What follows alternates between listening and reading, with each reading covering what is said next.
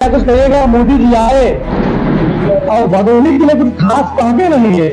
इस जनसभा को किस दृष्टिकोण से आप देखते हैं? 2014 के पहले कालीन यहाँ पे नहीं बनते थे, पहले भी बनते थे और आज उसे वन डिस्ट्रिक्ट वन प्रोडक्ट योजना के तहत भले दर्ज कर लिया गया हो और ये कह के वाहवाही बटोरी जा रही हो कि कालीन आपका हमने अपने संसद भवन में लगवा दिया। पहले से यहाँ का कालीन विदेशों में जाता रहा है और डॉलर रबड़ी कहा जाता है, पैसा खूब आता था। यहाँ के जो कालीन व्यवसायी हैं आज भी सब्सिडी की मांग कर रहे हैं 25%। सपा सरकार कहती है कि हमने किया था, योगी सरकार ने बंद कर दिया, जबकि 22 की विधानसभा के चुनाव में योगी जी ने कहा था कि हम फिर से चालू करेंगे। अभी तक कुछ हुआ नहीं है। 2-3 दिन पहले दैनिक जागरण में बकायदा पूरा उजरा के साथ छपा हुआ था कि लोग आज भी आस लगा के बैठे हैं। इस पर मोदी जी कुछ बोले हुए नहीं। मैं था हूँ, सारा काम तो हम लोगों ने किया। 24 घंटे बिजली दिया, सारे पावर हाउस बनवाए, बिजली को जौनपुर से जुड़वा दिया, मिर्जापुर से जुड़वा दिया, सारे बड़े बड़े पावर हाउस बनवा दिए। एक इंटर कॉलेज हुआ करता था, 50 गवर्नमेंट इंटर कॉलेज, 2-2, 3-3 कन्या गवर्नमेंट इंटर कॉलेज, 4-5 एक डिग्री कॉलेज होता, 4-5 डिग्री कॉलेज। जो इतना बनवा सकता है वही यूनिवर्सिटी बनवाएगा, दूसरा कोई नहीं बनवा सकता। और याद रखिए, आने वाले दिनों में यूनिवर्सिटी यहाँ बनेगी तो वह भी भारतीय जनता पार्टी सरकार में ही बनेगी, दूसरे में दम नहीं है। आप लिख लीजिए। क्या भदोही की राजनीति में क्या कुछ बदलाव दिखेगा? निश्चित रूप से बदलाव दिखेगा। लोगों को सीख लेनी चाहिए कि इस 70 साल की अवस्था में मोदी जी जितना मेहनत कर रहे हैं, कोई कर रहा है? जो आदमी इतनी मेहनत कर सकता है वो देश के लिए क्या करता होगा, आप सोच लीजिए। देश में लोकसभा का चुनाव चल रहा है और नरेंद्र मोदी जी का तूफानी दौरा पूर्वांचल में, चाहे बनारस हो, आजमगढ़ हो, भदोही हो, जौनपुर हो या फिर प्रतापगढ़, मोदी जी एक दिन में 4 विशाल जनसभाएं कर रहे हैं। खास तौर पर पूर्वांचल को हिट कर रहे हैं और इस बार तीसरी बार प्रधानमंत्री बनने की चाह और बीजेपी गठबंधन को, एनडीए गठबंधन को 400 पार का लक्ष्य पहुंचाने का लक्ष्य है, उस पर मेहनत कर रहे हैं। पूर्वांचल की हॉट लोकसभा सीट भदोही लोकसभा 78 में नरेंद्र मोदी जी का कार्यक्रम हुआ, विशाल जनसभा हुआ। आज बातचीत करेंगे, समझेंगे कि इस जनसभा से भदोही लोकसभा 78 की राजनीतिक फिजा कितनी बदलेगी और क्या कुछ होगा। हालांकि इंडिया गठबंधन से टीएमसी से ललित काफी चुनावी मैदान में है, वहीं एनडीए बीजेपी से डॉक्टर विनोद बिंद मैदान में है। हमारे साथ बातचीत करने के लिए पूर्व मंत्री रंगनाथ मिश्रा जी है। क्या कुछ कहिएगा, मोदी जी आए और भदोही के लिए कुछ खास कहते नहीं है। इस जनसभा को किस दृष्टिकोण से आप देखते हैं? मोदी जी आए और भदोही को बहुत बड़ा संदेश दे के गए जी। भदोही एक अंतर्राष्ट्रीय नगरी है जहां से कारपेट एक्सपोर्ट होता है दुनिया में। वन प्रोडक्ट वन डिस्ट्रिक्ट का जो नारा है उसमें भदोही कालीन प्रोडक्ट कर रहा है और दुनिया में उसकी महक जा रही है, उसकी कला की पहचान बन रही है जी। तो एक बात तो उन्होंने साफ कहा कि भदोही का कालीन पार्लियामेंट में बिछ रहा है। कोई ऐसा जिला शायद होंगे जो जिनका प्रोडक्ट उस पार्लियामेंट में परमानेंट लगा हो, तो भदोही का परमानेंट प्रोडक्ट अगर लगा हुआ है पार्लियामेंट में तो बहुत बड़ा सम्मान दे के चले गए कल मोदी जी। और वह कालीन मजदूरों की प्रोडक्ट होती है और मजदूर का सम्मान बढ़ा के चले गए भदोही की।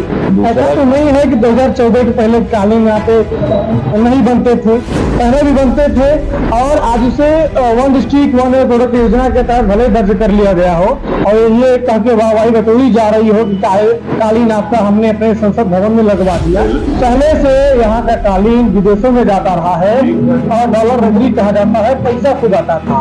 यहाँ के जो कालीन व्यवसायी हैं आज भी सब्सिडी की मांग कर रहे हैं 25%। सपा सरकार कहती है कि हमने किया था, योगी सरकार ने बंद कर दिया, जबकि 22 की विधानसभा के चुनाव में योगी जी ने कहा था कि हम फिर से इसे चालू करेंगे। अभी तक कुछ हुआ नहीं है। 2-3 दिन पहले दैनिक जागरण में बाकायदा पूरा उजरा के साथ छपा हुआ था कि लोग आज भी आस लगा के बैठे हैं। इस पर मोदी जी कुछ बोले हुए नहीं। देखिए, जो आप कह रहे हैं कि पहले भी कालीन बनता था, पहले भी एक्सपोर्ट होता था, लेकिन प्रधानमंत्री तो इस ढंग से नहीं बोलता था। ये पहली बार प्रधानमंत्री बोल के चले गए। प्रधानमंत्री तो 10 हो गए। नहीं कोई कहा कि भदोही का सम्मान हम बढ़ा रहे हैं, उनका प्रोडक्ट पार्लियामेंट के अंदर रखा गया है, वहाँ बिछा हुआ है, शोभा बढ़ा रहा है, कोई कहा? मोदी जी ने ही कहा। सम्मान किसका किया? यहाँ के मजदूरों का सम्मान किया, यहाँ के धरती के पुत्रों का सम्मान किया। ये तो कोई नहीं कहा था। और जहाँ तक सवाल है जी सुविधा देने की, कौन सफाई कह रहा है कि हमने सुविधा दी थी? क्या दिया था सफाइयों ने? क्या दिया था कांग्रेस के लोगों? दिया तो भारतीय जनता पार्टी ने दिया। 24 घंटे बिजली दिया था भारतीय जनता पार्टी, रंगनाथ मिश्रा ने। आए थे कभी 24 घंटा बिजली, और कभी रेट नहीं पड़ी। जो बिजली का बिल पहले आता था उतना ही बिजली बिल 24 घंटे पर भी आता रहा। जनरेटर बंद हो गया था, रात दिन बुनाई कर रहे थे लोग, रात दिन फिनिशिंग का काम करके प्रोडक्शन जितना ऑर्डर बनता था उसके जो 1 महीने का ऑर्डर मिलता था 15 दिन में तैयार करके लोग पहुंचा देते थे। इतनी बड़ी सुविधा भारतीय जनता पार्टी की सरकार में जब मैं ऊर्जा मंत्री था दिया था। जब 6 घंटे बिजली आती थी, भूल गए हैं सफाई, लेकिन आज भी कारपेट के लोग याद करते होंगे जिनके जनरेटर बंद हो गए थे, जनरेटर की दुकान बंद हो गई थी, जिसके बाद जनरेटर का सब मोर्चा लग गए थे। कम से कम एक बीवर जो गलीचा बेच रहा था उसका 100 रुपया का, अगर 200 रुपया का डीजल था तो सब बंद हो गया था, सब जनरेटर चला करके काम करते। मोदी जी को मनीष शुक्ला याद आ गए। यहाँ का और सुन लीजिए, आप बदलिए मत। और क्या किया भारतीय जनता पार्टी ने? आंगासूत तार पर ही खड़ा होता है कारपेट जी। कारपेट की बुनियाद आंगासूत तार पर होती है। आंगासूत तार न लगे तो कारपेट बनवा ही करे। पूछ लीजिएगा, ये सफाई नहीं जानते होंगे। वो बुनियादी चीज पर टैक्स माफ किया था तो भारतीय जनता पार्टी ने किया था, और रंगनाथ मिश्रा ने कराया था। और एक नहीं 8 लोगों को पास मिला था मुख्यमंत्री से मिलने के लिए। 100 लोगों को पंचम तल पर ले जाकर के मुख्यमंत्री से मीटिंग कराया हमने, और ट्रेड टैक्स माफ कराया आंगासूत तार पर। 4% 5% लगता था, उस समय फ्री करा दिया। वैट लगा था उसे मुक्त करा दिया था। पूछिएगा कारपेट वालों से जो एक्सपोर्ट कर रहे हैं या आंगासूत तार की दुकान करने वाले हैं। उस समय आलोक बरनवाल था, वो आंगासूत तार यूनियन, ट्रेड यूनियन का जो है अध्यक्ष प्रोडक्शन का, खमरिया का, बहुत दूर नहीं है, चले जाना पूछ लेना आप। वैट लगा था, पूछ लेना एकमा के अध्यक्ष जो उस समय थे, पटौदिया से पूछना, ओंकार मिश्रा से पूछना, ये अध्यक्ष है एकमा के, ज्यादा पूछिए। ये भूल गए हैं लोग। सपा के लोगों ने क्या किया? आधा अधूरा मार्च बनाया था, वो भी हम योगी जी आकर के उद्घाटन, भव्य उद्घाटन किए, उनकी अध्यक्षता में मेला शुरू हुआ। और क्या लगे? समाजवादी पार्टी के बड़े नेता तो सोनू सिंह पटेल आए थे। उन्होंने कहा कि मोदी जी आए, कहा कि तो बहुत कुछ गए, न चीनी मिल के बोले हैं, ना कोनिया का पक्का पुल के बारे में बोले हैं, ना सिटी के बारे में बोले हैं। कोई बड़ा मुद्दा पे कोई विशेष ज्ञान नहीं दे पाए। बस यही कि 5 किलो राशन 5 साल हम और फ्री में दे देंगे आपको, और टीएमसी तो यहाँ बांग्लादेशियों को बसा देगी, और ये ट्रायल चल रहा है, गुमराह करके गए हैं ये सब समाजवादी पार्टी। देखिए, प्रधानमंत्री जी ने बहुत कुछ संकेत करके गए। अब सवाल है, इसको पूरा करने का स्थानीय नेताओं की जिम्मेदारी होती है, और जो पहले किया है वही आगे करेगा। पहले भारतीय जनता पार्टी का नेता मैं था हूँ, सारा काम तो हम लोगों ने किया। 24 घंटे बिजली दिया, सारे पावर हाउस बनवाए, बिजली को जौनपुर से जुड़वा दिया, मिर्जापुर से जुड़वा दिया, सारे बड़े बड़े पावर हाउस बनवा दिए। एक इंटर कॉलेज हुआ करता था, 50 गवर्नमेंट इंटर कॉलेज, 2-2, 3-3 कन्या इंटर गवर्नमेंट इंटर कॉलेज, 4-5 एक डिग्री कॉलेज होता, 4-5 डिग्री कॉलेज। जो इतना बनवा सकता है वही यूनिवर्सिटी बनवाएगा, दूसरा कोई नहीं बनवा सकता। और याद रखिए, आने वाले दिनों में यूनिवर्सिटी यहाँ बनेगी तो वह भी भारतीय जनता पार्टी सरकार में ही बनेगी, दूसरे में दम नहीं है। आप ये लिख लीजिए। क्या भदोही की राजनीति में क्या कुछ बदलाव दिखेगा? निश्चित रूप से बदलाव दिखेगा। लोगों को सीख लेनी चाहिए कि इस 70 साल की अवस्था में मोदी जी जितना मेहनत कर रहे हैं, कोई कर रहा है?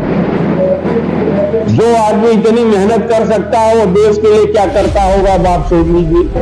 पहले ये प्रधानमंत्री एक मीटिंग करता था, उसके अलावा शायद ही मंडल में एक आध मीटिंग होती थी। आज हर लोकसभा क्षेत्र में एक मीटिंग मोदी जी कर रहे हैं, उसके अलावा भी बराबर वो घूमते रहते हैं। आज उनके परिश्रम को देखा जाए तो दांते तले अंगुली दबाना पड़ेगा, ऐसा नेता मिलना मुश्किल। भदोही वाले तो कह रहे हैं कि बनारस में पैसा हजारों करोड़ रुपए मिल रहा है, मिर्जापुर मिल रहा है, भदोही में नहीं मिल रहा है। देखो भैया, ये तो यही हाल है। ट्यूबवेल चलता है, नारा चलता है, जो किसान धार काटता है उसके खेत में पानी जाता है।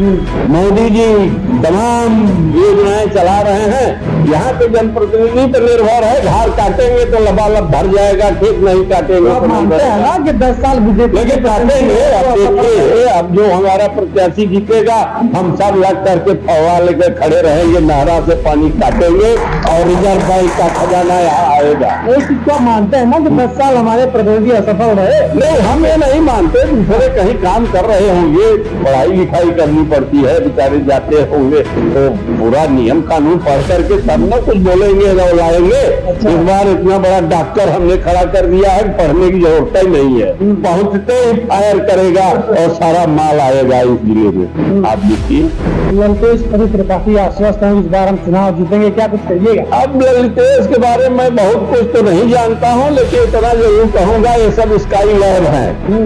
बनारस चले मिर्जापुर, मिर्जापुर से नहीं ठाव लगा तो चले आए भदोही, भदोही ठाव नहीं लगेगा चले जाएंगे जौनपुर, वहां नहीं लगेगा तो आजमगढ़ चले जाएंगे। ये लोग गगन बिहारी हैं। स्काई लैब जो है घूम रहा है, देखा जहाँ खाली है उतर गए। यही विनोद गुमटी में भी लोग कहते हैं कि लोग सपा से टिकट मांग रहे थे, ज्ञानपुर से टिकट मिला नहीं, बात हुई तो निकल गए निषाद पार्टी में, मझवा से विधायक बन गए। विधायक ही 5 साल नहीं चला पाए तो दूसरे सांसद बन जाए और सीधे मंत्री बन जाए। यार उनकी तुलना मत करो जी। ललितेश त्रिपाठी कहाँ ठाव बना पाए? वो तो जहाँ लैंड किया वही विधायक बन गया। इतनी उसकी लोकप्रियता है डॉक्टर विनोद की। इतना बड़ा डॉक्टर है कि लोग अपना को रोग अगर ठीक करा लेंगे तो इतने में जय जयकार लोग करेंगे। ललितेश मोदी क्या बनाएंगे? और विनोद बिंद वहाँ आया, अब विधायक हो गया तो यही थोड़ी हो गया, अब यहाँ आया है सांसद हो जाएगा और काम करेगा। मानते हैं कि मोदी जी के आने से भदोही की राजनीति बदलेगी, यहाँ के लोग जो है मोदी जी के नाम पे वोट करेंगे? निश्चित रूप से करेंगे। देखिए, सबसे पहले राष्ट्र के बाद प्रदेश, प्रदेश के बाद जिला। राष्ट्र रहेगा तो प्रदेश रहेगा, प्रदेश रहेगा तो जिला रहेगा। मोदी जी भारत के गौरव है, भारत का सम्मान बढ़ाया है, भारत की सीमाएं सुरक्षित की है और भारत की सीमाएं सुरक्षित हो गई हैं तो प्रदेश भी मजबूत हो रहा है, प्रदेश मजबूत हो रहा है तो जिला भी मजबूत होगा। पिछले दिनों जो 5 साल में काम नहीं कर पाए वो इसमें पूरा होगा। अपेक्षा किससे लोग करते हैं? जो कुछ करता है। भारतीय जनता पार्टी ही यहाँ सब कुछ किया है, चाहे जिला मुख्यालय देखिए, चाहे जो भी देखिए, सारी बिल्डिंगों पर नाम किसका लिखा हुआ है आप पता करिए। सारा काम तो वो यहाँ तहसील किसने बनाया, जिला अस्पताल शिलान्यास किसने किया, सारे ऑफिसेज कौन बनवाया, सारी सड़कें किसने बनवाया, बिजली पावर हाउस किसने बनवाया, पढ़ने के लिए जिससे बेरोजगारी दूर होगी वो शिक्षा मंदिर का निर्माण किसने कराया। अगर यह भारतीय जनता पार्टी के नेताओं ने किया है तो आने वाले दिनों में जो बाकी है, चाहे गंगा का पुल हो, चाहे वो यूनिवर्सिटी हो, चाहे और भी सारे चीजें जो है, मेडिकल कॉलेज हो, ये भाजपा ही बनवा सकती है। जो एक प्राइमरी स्कूल नहीं बनवा पाया यार, वो क्या यूनिवर्सिटी बनाएगा, क्या वो मेडिकल कॉलेज बनवाएगा, क्या वो पक्का पुल बनवाया। जब कच्चा पुल नहीं बनवा पाए लोग, पुल पे का पुल कौन बनवाया, टेला में कौन बनवाया, पुनिया में, ये सारे पीपे का पुल भाजपा ने बनवाया। जब पक्का कच्चा पुल बन गया, पीपे का पुल बन गया, तो पक्का पुल भी भाजपा ही बनवाएगी। और ऐसा सेंसन हो गया है, 2-3 जन तो पक्का पुल बनने जा रहा है, पुनिया में भी बनेगा, सारे पुल बनेंगे। एक आखिरी सवाल करेंगे, बोलिए। भारतीय जनता पार्टी के मौजूदा बीजेपी सांसद रमेश बिंद भदोही से सांसद हैं और बीजेपी छोड़ करके समाजवादी पार्टी में चले गए, प्रत्याशी बना दिए गए 279 मिर्जापुर से। अब बीजेपी के जो सांसद है गठबंधन के हैं, पटेल हैं, अपना दल से अब उनसे टक्कर होगी, क्या कुछ कहिएगा, कितना नुकसान होगा बीजेपी का? देखिए, इसमें कुछ नुकसान नहीं होगा। रमेश बिंद भगोड़ा है, वो पहले बसपा छोड़ करके भाजपा में चले आए, तो भाजपा छोड़ करके अब सपा में चले गए, और जब कल हार जाएंगे उसके बाद कहीं टिकट मिलेगा नहीं तो फिर कांग्रेस में नंबर लगाएंगे। एक ही पार्टी बची है उनके लिए, और उन अनुप्रिया को कम से कम 2 लाख वोट से जीतना ही जीतना है, क्योंकि उन्होंने काम किया।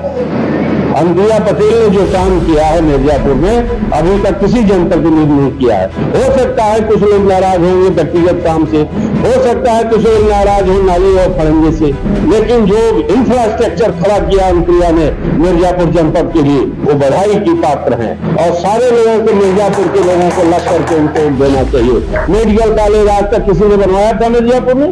बनवाया तो अनुप्रिया पटेल ने।